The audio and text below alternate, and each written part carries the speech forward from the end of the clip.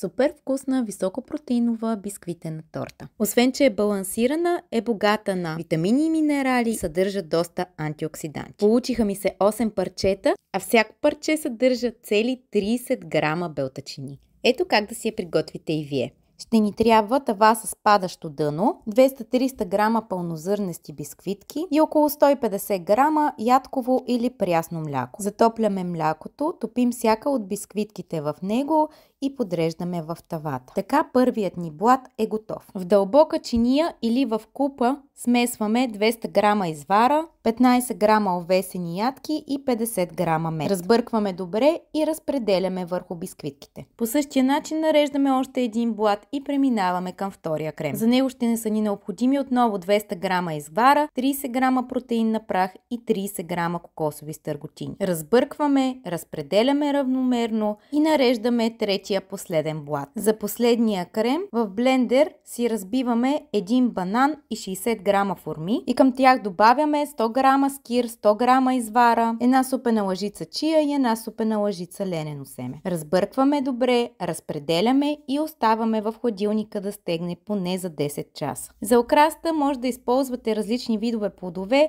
аз си избрах горски плодове, един банан и малко ядки. И така тортата е готова за сервиране. За повече такива лесни и бързи рецепти, вземи моята книга "Здравословно за всички от дома".